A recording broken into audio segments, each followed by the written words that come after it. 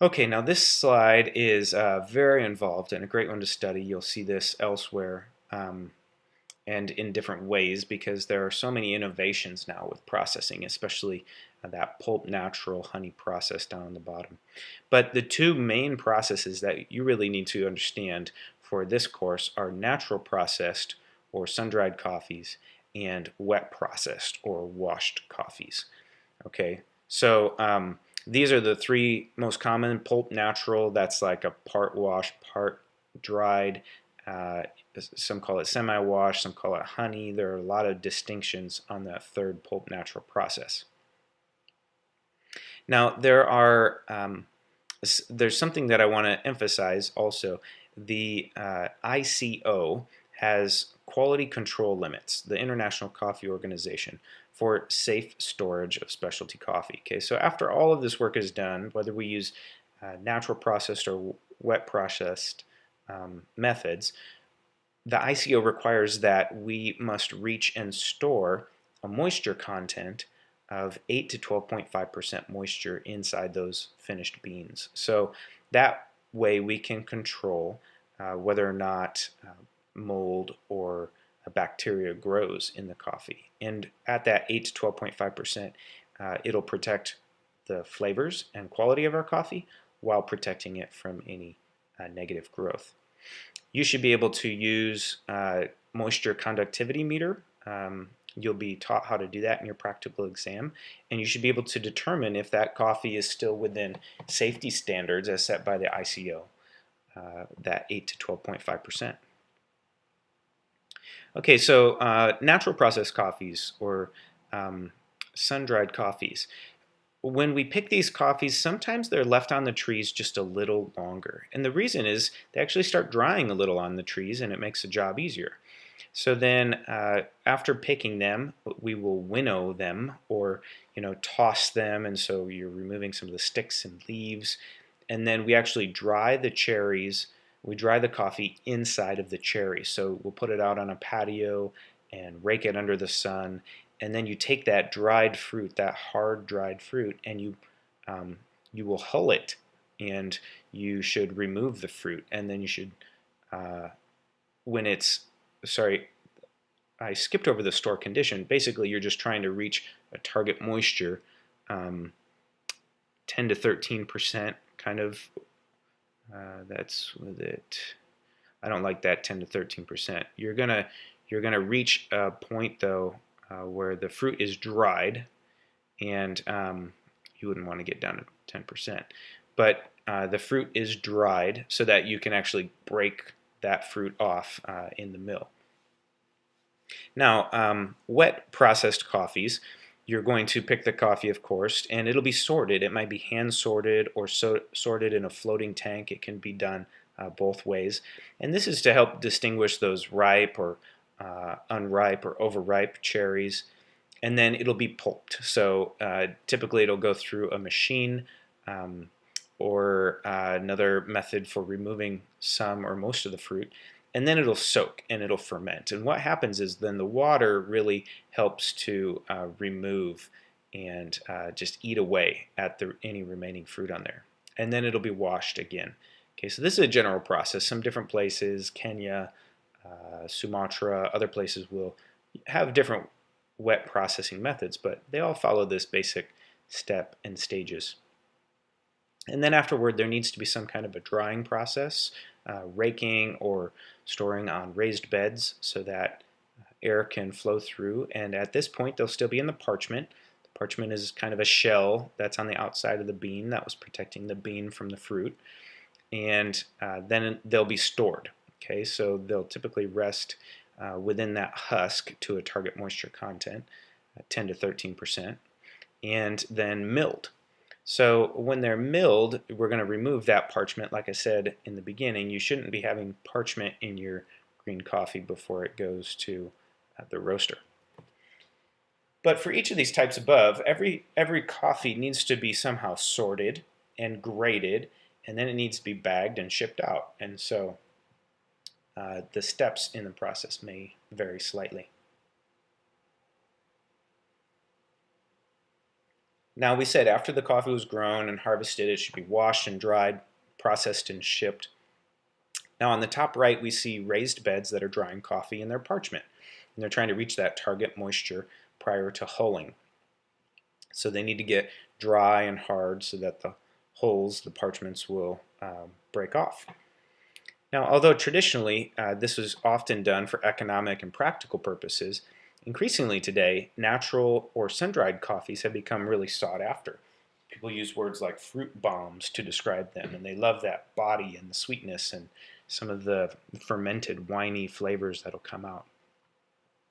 So, drying the coffee before removing some or all of its fruit, some, as in the honeys or pulp naturals, will result in the fruit compounds actually being absorbed by the coffee seed. And so you can understand that, right? When you have a sweet fruit like a raisin or a plum or a strawberry, when you dry it, just the sugars concentrate. And so if the coffee bean is still inside, it's going to absorb some of those. And on the bottom right, we can see multiple colored beds drying coffees in stages. And some may be various fruit contents, different stages in the drying process. So increasingly, this is becoming a very scientific method, whereas traditionally, sun-dried coffees were the most common because it wouldn't use a lot of water, and a lot of these places don't have access to a lot of water, and it would just be done on someone's patio or on the backyard, and it'd be on the ground or on racks just using the sun because the sun was free. They didn't have mechanical dryers and big processing centers to ship their coffee with traditionally. So there may be another, many other methods, but not pictured would be patio drying, which I just mentioned. So essentially drying the coffee on the ground or cement or a concrete patio. Now, if you're drying it on the ground, you really need to be careful and make sure that you're maintaining consistent raking so that you're ensuring an even moisture distribution and drying. You don't want the coffee to be too thick on the ground because on the inside there can be a lot of moisture and bacteria or funguses can grow. And so drying on the ground does require constant and vigilance. All right, now quick test. Who can fill in all of the blanks from before? Just kidding. For your exam, you really just have to understand the main differences between these methods, especially in regard to water, when and how the water is used, and the fruit, like when we take the fruit off. Earlier in the wet process, we'll pulp it with machines and we'll ferment it and we'll clean the bean before going to the mill. Whereas in the natural process, we're going to be drying the fruit on the bean and sending it to the mill with the fruit still on. Some of those basic differences are what you really need to grasp and understand for your foundation level content. Now, a very important part of the processing is removing defective beans. We need to sort them by size or quality. Okay, so when we're sizing a coffee sample, there are a number of reasons why we do this, right? It can affect roast or quality, it can affect sales and other things. Now you see here coffee screens typically come in what sizes. I've filled in the blanks for you. 10 to 22 range is the most common, especially finding really 14 to 20 being the most common.